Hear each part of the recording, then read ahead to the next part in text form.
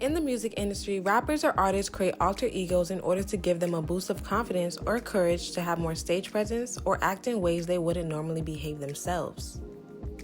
Nicki Minaj is the most famous rapper to date and is not shy to the idea of alter egos, being one of the most famous to glamorize the concept. The most popular and well-known alter egos to come have been from Nicki Minaj. When she first debuted in 2010, she already had a number of egos under her belt, including Nicki Lewinsky, Nicki the Ninja, the Harajuku Barbie, and everyone's favorite Roman Zelensky.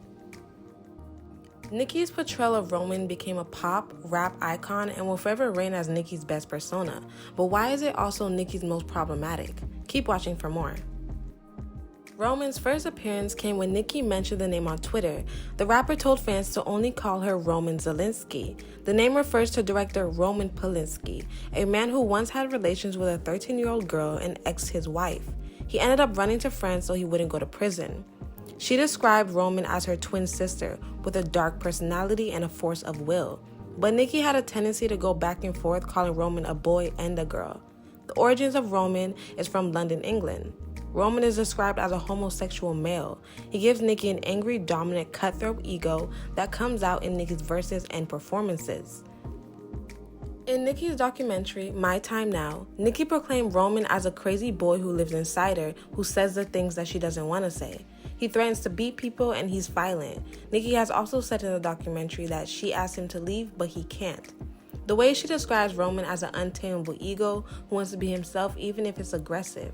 The way she would call out Roman with force and aggression is his persona, which is justifiable and has become her trademark. Roman Holiday is a song that truly has this alter ego in it. The aggression and flow switch make it a true Roman song, with a fast-paced hip-hop and pop rap beat influenced by opera music.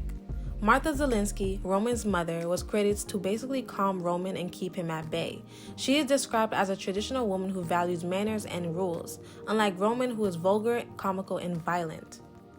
In Roman Holiday, when Nicki raps the hook urging Roman to take his meds, she's in the Martha ego, speaking to Roman to calm him down so they can take him away, as she believes he needs to be exorcised of his demons because of his gayness, as it conflicts with Martha's beliefs.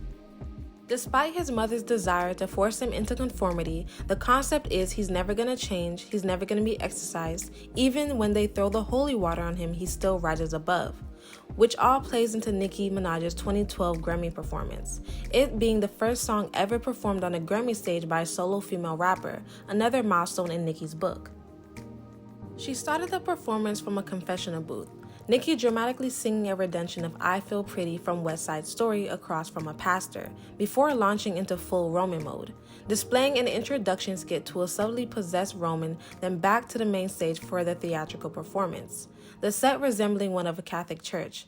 Although Nicki and her ego are pro-gay, her character displays signs of supernatural, including rising to the ceiling below an intruding priest. Such signs are usually considered proof of a phenomenon of an exorcism, which caused an extreme amount of backlash from the media and the Catholic Church.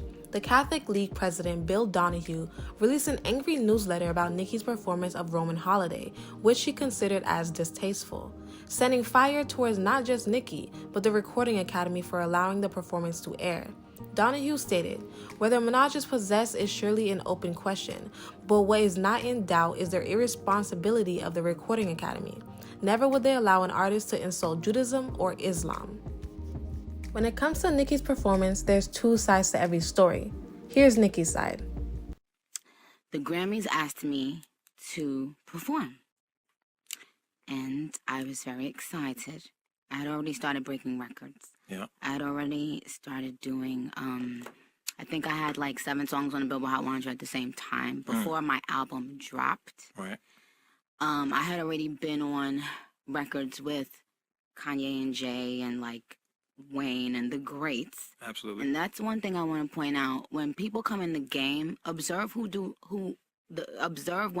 will do a song with them, because the greats pick and choose a lot. Like, and you can tell how they view your talent by if they work with you. So when I came in right away, all the people that we think are the greatest rappers alive worked with me because my talent was stamped. It was like no gimmick on the talent. It was just raw and like, you know. So by that time, things were, it was kind of a big deal, and Grammys asked me to perform. They came to my studio, listened to the record, agreed they liked it, everything, and it just so happened that Whitney Houston passed away. Okay. And when I was about to go on stage, not the day before, not in the morning, but when I was about to go on stage, I was told by my then management that the people from the Grammys wanted to speak to me. They came into my dressing room and said, "We don't think you should perform. We don't want you to perform anymore." Why? And I said, "Huh?" And I was already ready to go on stage. And they were like, "Well, because of the passing of Whitney Houston.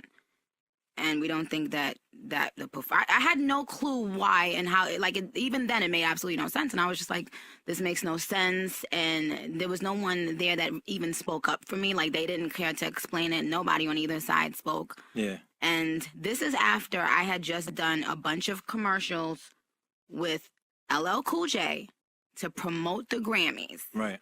I'm talking about mad commercials. Yeah. This is after I had just did mad social media to promote the Grammys viewership.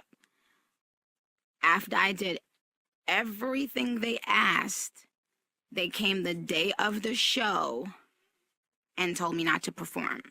And I said, no, I'm going to perform, of course. And then when the performance came out and it received backlash from the Catholic Church, Ken Ehrlich reached out to my then management and said, "Can you please tell Nicki to stop speaking about it?" And I thought that was weird. Yeah. Because I didn't know how it was an issue for him. Like, it's my brand. I have to explain myself. I'm the one getting backlash.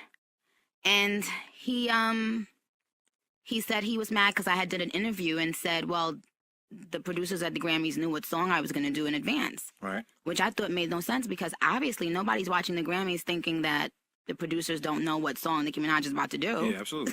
So I didn't understand why they were mad. And I didn't understand the power that man had to start to completely blackball me for the rest of my career. But that's exactly what happened. So he basically told me, you go out there or else. And when I went out there, because now all of my fans are expecting a performance, I'm not going to just not perform. And I just did all this to promote your show and to get viewers. Right. So I went out there and he blackballed me for the rest of my career. And he then made me feel afraid to speak on it because thinking, well, if you do ever want to get a Grammy, you better not speak about it. So this is why when Ariana called him out the other day, I said, this man is still doing the same shit. And then I did my research and found out he's been doing clown, corny shit to people, and they've just been bullied into being quiet. But now, being that I'm at the place now that I don't give a fuck, Right. because I am a legend and I'm gonna die an icon regardless. Talk your shit. I can now let everyone know that the reason why a song like Monster or what, you name it. Yeah. You fucking name it. That's never been touched till this day creatively. Doesn't have a Grammy. That's why. It's because a little black girl thought that she could go against this powerful white man and say, no, I'm gonna perform. You're not making any sense. I promoted the fuck out of this show for you, and this makes no sense. Yeah. Because of that little backlash, he told me I should have basically lied and said the Grammys didn't know what I was gonna perform, which made no sense. Somebody would have believed that anyway. I didn't realize. So I saw him at Jay-Z's concert.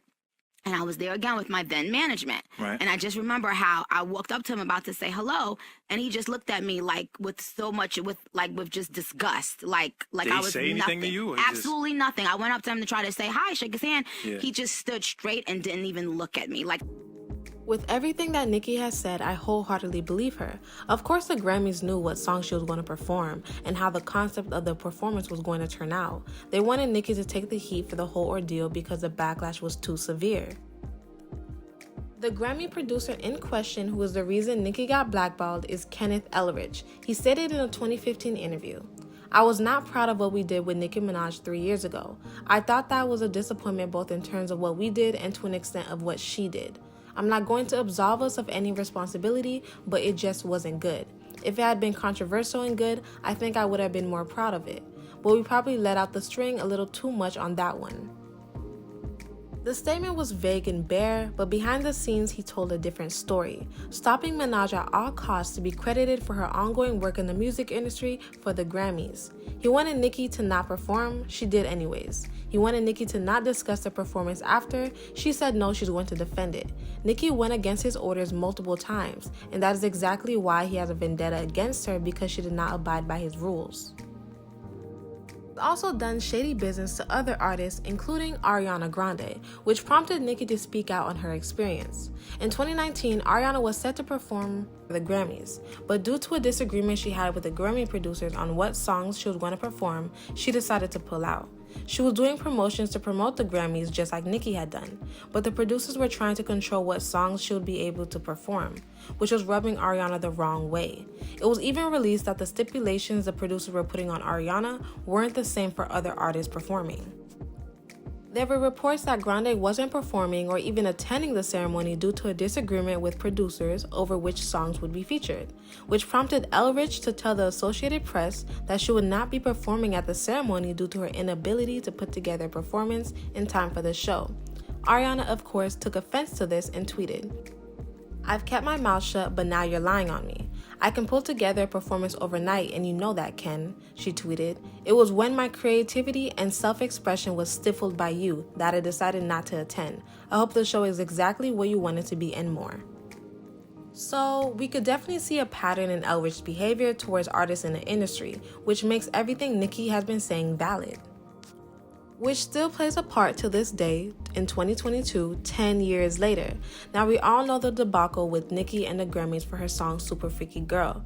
It marks the first time a solo female rapper with no features has debuted at #1 since Lauryn Hill in 1998, and her first #1 song as a solo artist. Nicki's song Super Freaky Girl was submitted for the rap category. Her submission was then placed into the pop category. So Nicki then decided to call out the Grammys' hypocrisy in removing her song and not removing Lotto's song Big Energy into the pop category. The reason why they removed her song was because they didn't want her to go up against Lotto. The Grammys are politics. If you win a Grammy, the price for you as an artist goes up. They need Lotto to win a Grammy so the label can make money off of her, even though her albums aren't doing good numbers. Her latest album, 777, sold 25K first week, but her song Big Energy is considered a commercial success. They cannot put up Nicki, who has been in the game for over a decade and who has been considered blackballed from the Grammys, against Lotto, who is still new to the industry and has not yet solidified herself as an artist. If Nicki does not win, then everybody would be able to truly see that the Grammys are blackballing Nicki. And all of this trickles down to Nicki's alter ego, Roman. Although this ego and its story has caused some issues, it hasn't entirely been negative. Roman to this day is considered Nicki Minaj's most memorable persona. It has delivered countless timeless verses that has solidified Nicki as the best female rapper. Her most famous and hardest verse would indisputably have to be her Monster verse. Nicki being placed on a song with only men and hip-hop legends like Kanye and Jay-Z, she was up for a challenge, but instead she ended up having the best verse on the song. This really showed the world who Nicki Minaj is. Nicki is a very versatile rapper. She is very animated when she raps, which makes her stand out. In Monster, she rapped with Barbie and Roman going toe-to-toe, not just with her ego, but with the men on the song. As she states in the verse, "You could be the king, but watch the queen conquer," speaking life into her career before her debut album was even released. And when her album was released, the most notable song would have to be Roman's Revenge. Nicki did a song with Eminem, one of the greatest rappers in hip-hop, and flowed seamlessly with him. She's the only rapper that brings that aggression to her fans with her flow. You ever notice with some Nicki songs, it creates theatrics in your facial expressions to emulate Nicki's verse? Nicki's verses have personality that rubs off in her music, all because of her alter egos and her ability to switch flows. I'd like to thank you guys for tuning in. My last thought for this subject: when it comes to Nicki, although we know she will never get a Grammy, even though she rightfully deserves one, she is a solidified rap icon who doesn't need one. We all know her status in the rap world, and that's all the recognition she needs. Now make sure you guys like and subscribe. Toodles!